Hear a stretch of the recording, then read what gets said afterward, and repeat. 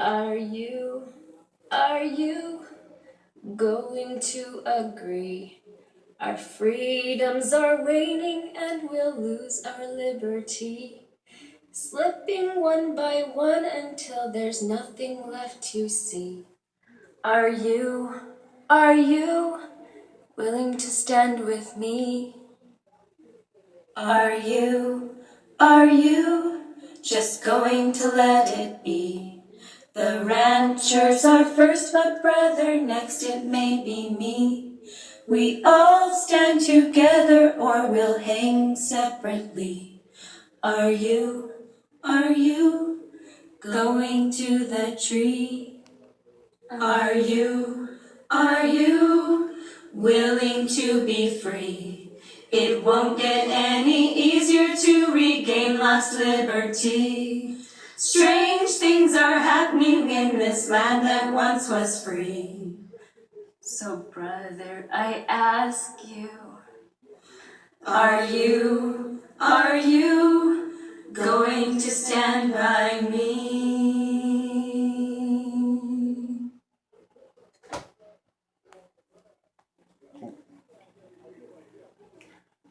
But, alright, back again. Okay, I think we got up to about Burns. Okay. So we had decided, we were going to Burns. I'm not a rancher. I do have some ranchers in my family, in my, I guess you'd say, ancestry. Some of my great grandparents and they had ranches and stuff. Nothing to the size of what Lavoy and what Ammon and what the Bundys have. Nothing to that size. But they were, small time ranchers. But I didn't grow up in that lifestyle. So, I mean, I wasn't there for the ranchers. I was there for an American. I was there for standing up for somebody's rights. It's always more powerful to stand up for somebody else than it is to stand up for yourself, because of course you're going to stand up for yourself. But to see the injustice there and to educate myself even a little bit on it. Oh, and the thing that ties it all in together was Agenda 21. Agenda 21. Before, I couldn't see how all these things work together. They had to be individual problems.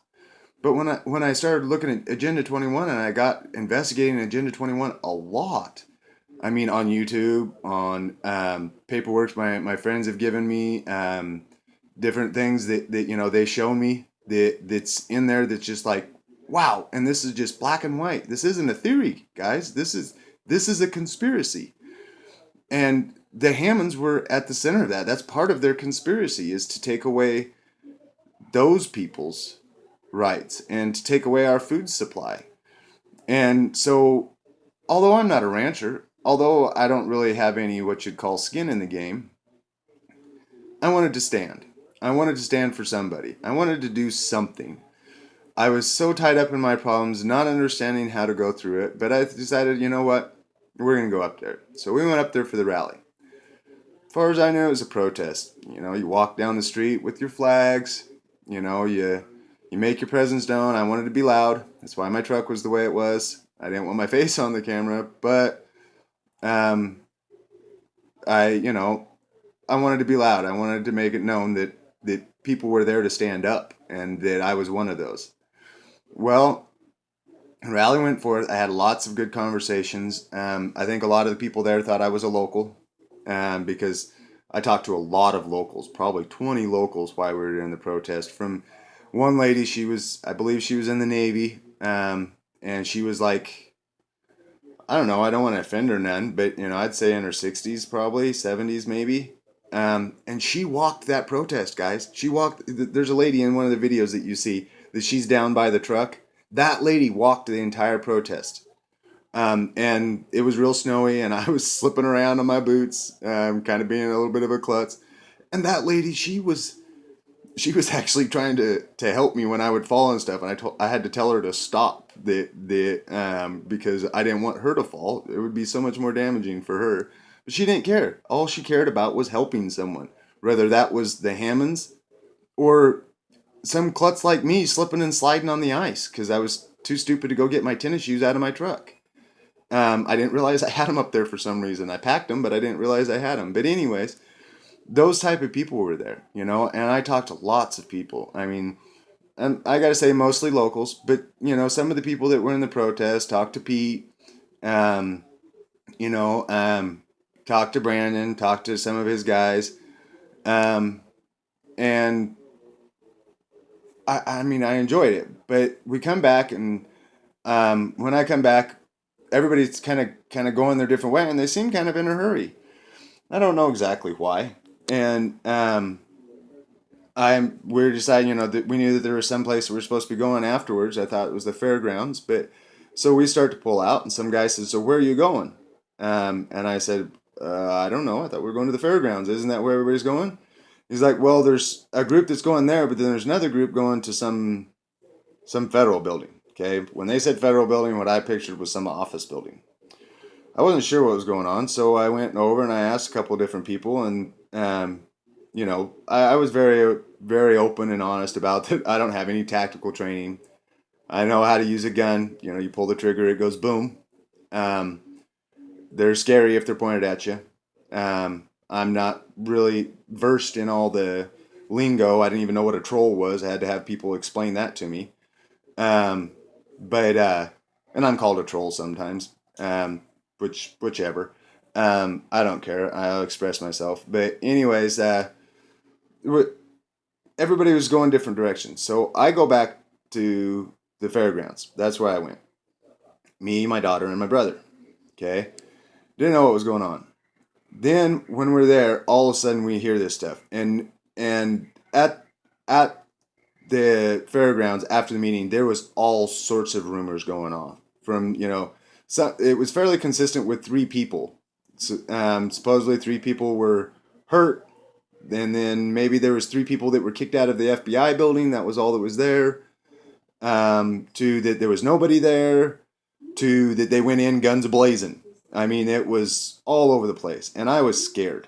I really was, and there was a point. My daughter's there, and there was a point where I thought things may escalate actually between the Patriots, and so I got scared, and I kind of started protecting my daughter.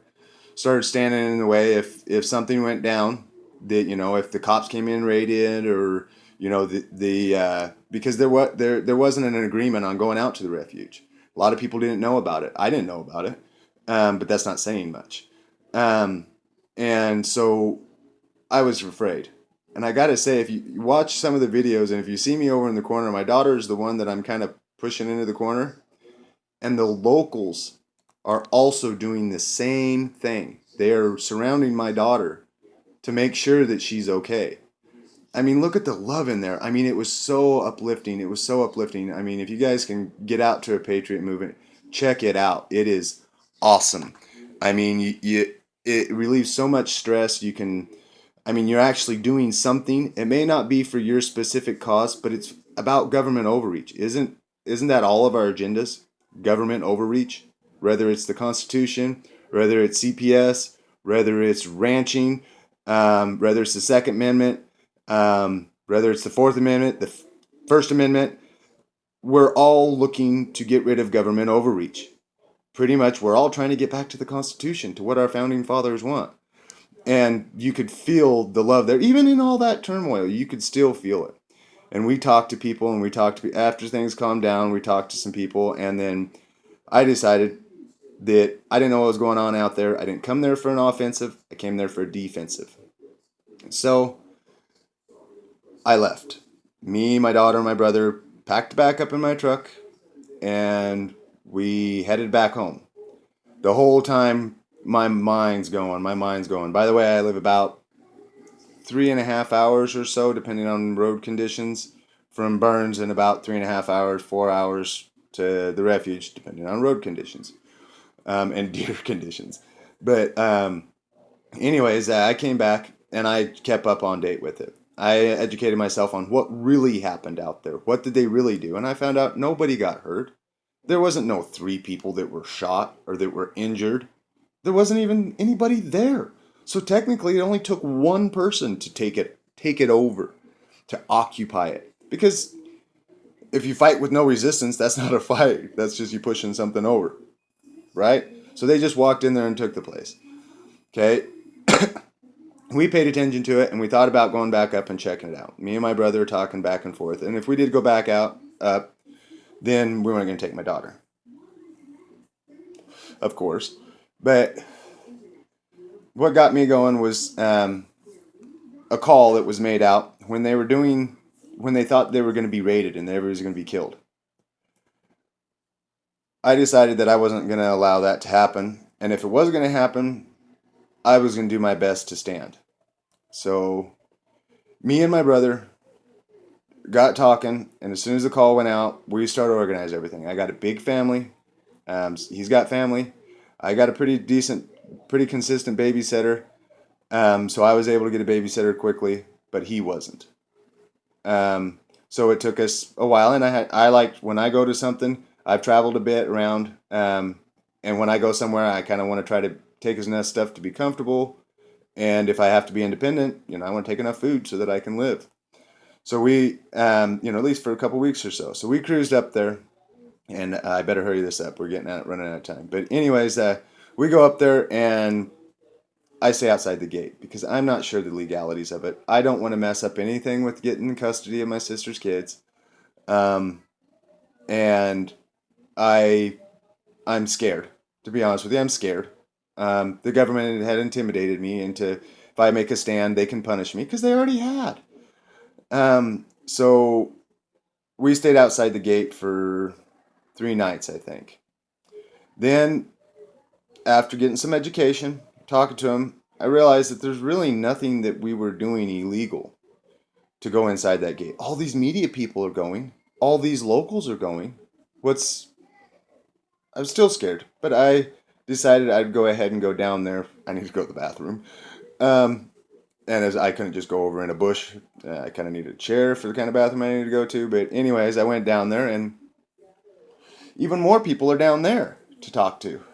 More patriots, and I talk a lot. Anybody up there that met me can contest to that. And I don't hide a lot of things. I figured that be upfront. Sometimes people don't like you, but I'll tell you, in my life, and there's people who don't like me.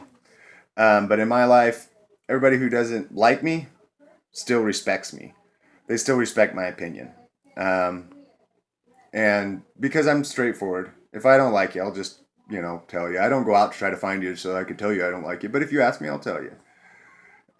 So, I just started talking with people down there, and it was very uplifting. These people were very loving, caring, understanding. I'm walking around saying, well, dude, I don't know nothing. I'm here to help. I don't want you guys to die.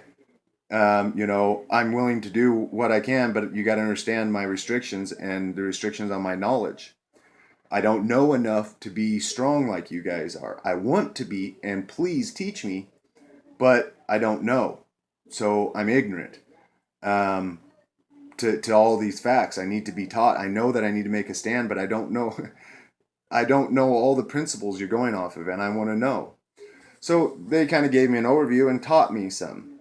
And so I went down to the chow hall thing, I guess is what they're calling it, and talked to people. I never